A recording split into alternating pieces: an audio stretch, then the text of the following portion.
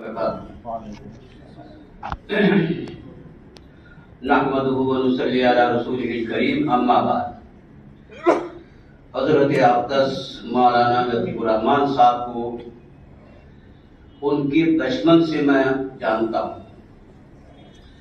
ये जब शरत अदीब और सरजामी वगैरह पढ़ रहे थे, उस जमाना में मैंने दारुल उलूम देवबंद से दौरा हदीस शरीफ छोड़ करके हजरत अक़दस मौलाना क़ारी सिद्दीक़ अहमद साहब बांधवी अलैहिर्रहमान की खिदमत में जा करके एक साल गुजारा था।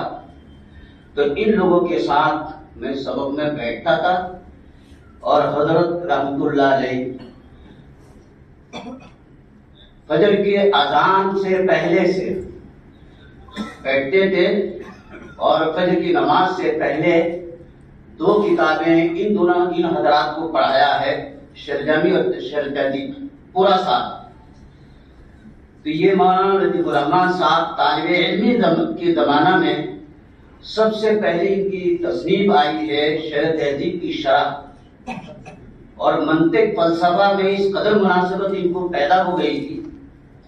तो हमें खतरा महसूस हो रहा था कहीं ऐसा न हो, इतना सही आदमी है ये उस तरफ जाएं और बुआरी सीना जैसे हो जाएं, और ऐसा न हो कि ये हमारा अकाबिर और दारुल उलूम देवबंद के खिलाफ ये बेड़ा उठाने लगे। हमें ऐसा लग रहा। बहरहाल दारुल उलूम से फरागत के बाद इन्होंने मदरसा शाही मुरादाबाद में एक साल पढ़ाया। उसके बाद दारुल उलूम पांडुआ में बंगाल में 4 साल पढ़ाया। उसके बाद उनकी खुशकिस्मती है कि ये मक्का मुकर्रमा तशरीफ ले जाकर के पहले मदरसा सहूलतिया में पढ़ाया है। उसके बाद हजरत अक़दस हजरत मौलाना अब्दुल हफीज साहब मक्की अलैहिर्रहमान, हजरत शेखुल हदीस साहब रहमतुल्लाह अलैह के अजल खुलफा में से है, उन्हीं के यहाँ रह करके हदीस की खिदमत शुरू कर दी। और इनकी हदीस की किताबों में सबसे पहले मुस्नदुत तहावी 10 जिल्दों में आई है, और ये किताब मैंने देवबंद के मकतबा से छपवाया। उसके बाद इन्होंने फ़ज़ाइल आमाल पर जो एतराज़ात किए गए थे उनके जवाबात लिखे, तहक़ीक़ुल मक़ाल के नाम से, बेहतरीन किताब।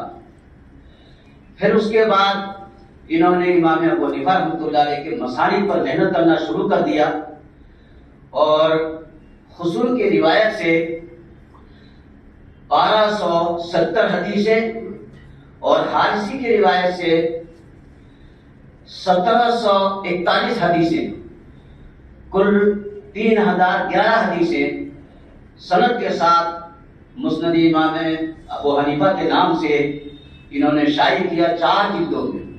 उसका तज़किरा मैंने फतवा ततारकानिया के मुकदमा में किया है।